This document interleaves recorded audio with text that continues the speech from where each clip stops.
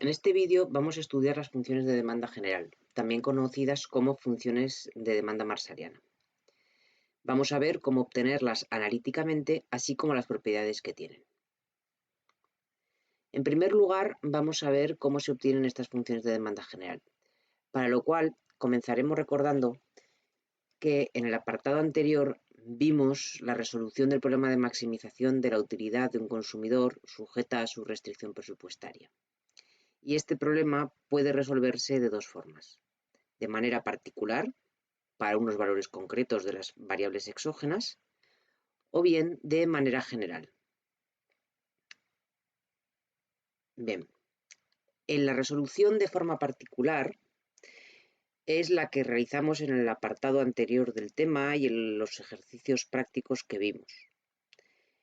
Esta resolución consistía en que, dados unos valores particulares o concretos de las variables exógenas, es decir, renta y precios, sustituíamos esos valores en las dos condiciones de equilibrio que habíamos obtenido en teoría y obteníamos dos ecuaciones con dos incógnitas, siendo estas incógnitas las cantidades de los bienes.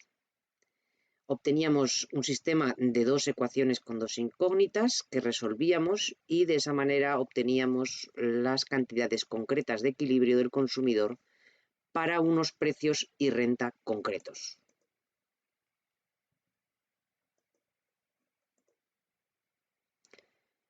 Esquemáticamente, recordemos que las dos condiciones de equilibrio eran, por una parte, la ley de igualdad de las utilidades marginales ponderadas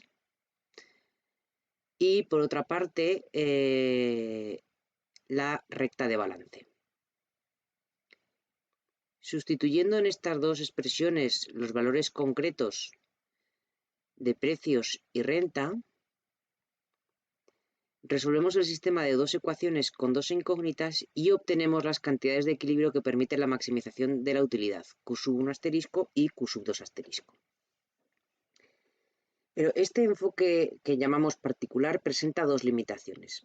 Por una parte, tenemos que observar que si cambia el valor de cualquiera de nuestras variables exógenas, ya sean los precios de alguno de los bienes o la renta, para poder calcular el equilibrio tendremos que obtener de nuevo un sistema de dos ecuaciones con dos incógnitas para a continuación hacer todos los cálculos de nuevo y obtener los nuevos valores de equilibrio. Por otra parte, no olvidemos que nos encontramos en la segunda parte de la asignatura de Microeconomía 1, que es la teoría de la demanda, que uno de los objetivos que tenemos es llegar a explicar, ver cuáles son los fundamentos microeconómicos que existen, que explican cómo se comporta la demanda en un mercado. Y estamos trabajando en explicar cómo funciona la demanda a nivel individual.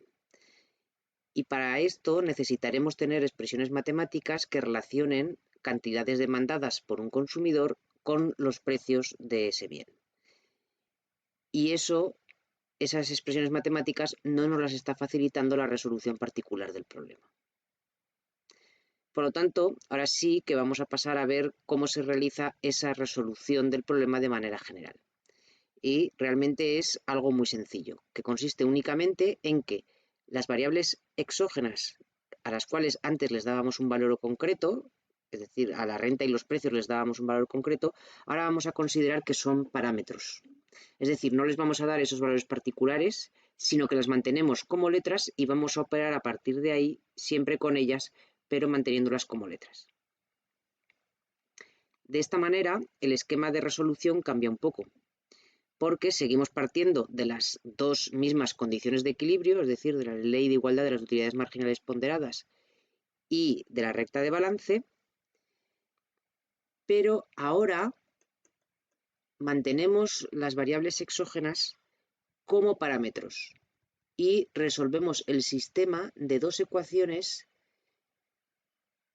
donde las incógnitas siguen siendo las mismas, es decir, Q1 y Q2.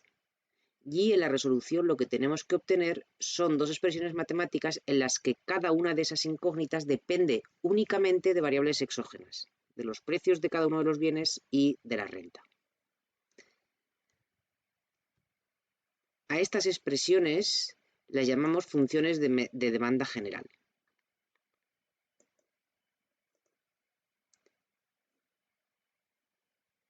Veamos el concepto de función de demanda general a continuación, que lo podemos definir las funciones de demanda general o marshallianas para un bien. Es la relación matemática que existe entre la cantidad demandada de dicho bien y las variables exógenas, es decir, precios y renta. Por lo tanto, vamos a tener dos funciones de demanda general en nuestro modelo. La función de demanda general del bien 1, que nos va a informar de la cantidad del bien 1 que el consumidor demandará para cada conjunto de precios y renta. Y de manera equivalente tendremos la función de demanda general del bien 2, que nos informa de la cantidad del bien 2 que demandará el consumidor para cada conjunto de precios y renta. La función de demanda general informa de cantidades óptimas a demandar por el consumidor. ¿Por qué? Pues porque estas funciones de demanda general las hemos obtenido de la resolución del problema de optimización condicionada del consumidor. Por lo tanto, siempre nos informará de cantidades óptimas. Y observamos también que cada función de demanda general depende del precio del propio bien, del precio del otro bien, de la renta y de los gustos del consumidor, que vienen representados a través de la función de utilidad ordinal que hemos utilizado para maximizar. Tenéis que observar aquí la equivalencia que existe de esta función de demanda general de un consumidor con la función de demanda de mercado que veíamos en el tema 2. La diferencia entre ambas, como su nombre indica, es que aquí hemos calculado la función de demanda general a nivel individual de un consumidor y en el tema 2 hablábamos de la función de demanda de mercado. Por lo que en ese caso, la demanda dependía no solo del precio del propio bien, del precio de otros bienes, de la renta y de los gustos de los consumidores, sino también del número de consumidores que existían en el mercado. Para obtener analíticamente nuestras funciones de demanda general, lo que vamos a hacer es tomar esas dos condiciones de equilibrio obtenidas del problema de maximización de la utilidad, considerar los precios y la renta como parámetros y a partir de ahí operar para despejar cada cantidad que quede despejada en función únicamente de variables exógenas. Y ojo, porque aquí un error típico que nos encontramos es que en muchas ocasiones al operar con estas ecuaciones, por ejemplo, se termina dejando Q sub 1 en función de precios y renta, pero también de Q sub 2. Bueno, pues en ese caso esa expresión no es la función de demanda general del bien 1. La función de demanda general del bien 1 corresponde con el caso en el que Q sub 1 queda solo en función del precio del bien 1, del precio del bien 2 y de la renta. Vamos a enumerar a continuación una serie de propiedades que tienen estas funciones de demanda general. En primer lugar, son unívocas. ¿Qué quiere esto decir? Pues significa que para cada conjunto de valores de los precios y de la renta, la función de demanda general del bien 1 nos va a dar una única cantidad de equilibrio del bien 1.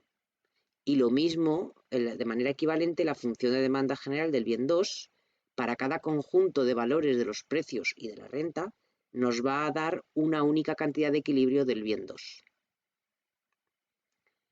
En segundo lugar, se trata de funciones que representan el comportamiento óptimo de un consumidor. ¿Por qué? Pues porque estas funciones se obtienen de la resolución del problema de maximización de la utilidad. Esa función de utilidad, acordaros que recoge los gustos del consumidor. Y es un problema de maximización de la utilidad sujeto a la restricción presupuestaria. Por lo tanto, las funciones de demanda general que hemos obtenido de ese problema de maximización siempre nos van a facilitar cantidades optimizadoras, maximizadoras de la utilidad del consumidor. Y hay que tener en cuenta que si cambian las preferencias o gustos del consumidor, esto se va a reflejar en la función de utilidad ordinal. Y por lo tanto, la resolución del problema de maximización también cambiará. Y eso implicará un cambio en la forma funcional de las funciones de demanda general. En tercer lugar, las funciones de demanda general se dice que son homogéneas de grado cero en precios y renta. ¿Qué significa esto?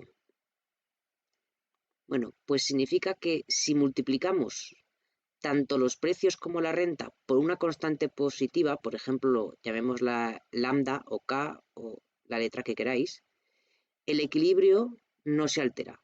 Es decir, las cantidades de equilibrio no cambian. De ahí que digamos que son funciones de grado cero, pues las cantidades no se multiplican por nada, aunque estemos multiplicando todas las variables explicativas por una misma constante. Una manera de comprender esto de una manera más intuitiva es si pensáis en términos gráficos con lo que vimos en el tema anterior. ¿Qué pasaba en el tema anterior cuando tanto la renta como los precios se multiplicaban por una constante? Por ejemplo, se duplicaban. ¿Qué ocurría con la recta de balance? ¿Se desplazaba o cambiaba? ¿Se movía hacia algún sitio? No. Se mantenía exactamente igual, porque al multiplicar tanto los precios como la renta por una misma constante, ni cambiaba la pendiente ni cambiaban los puntos de corte. Por lo tanto, esto va a implicar que tampoco va a cambiar la resolución gráfica del equilibrio del consumidor. Y por este motivo, como el equilibrio no cambia, las cantidades de equilibrio tampoco cambian.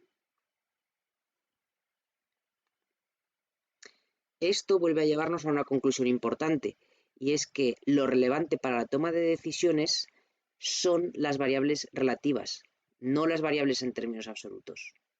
Por lo tanto, un cambio en las unidades de medida que utilizamos para medir precios y renta no alterará el equilibrio.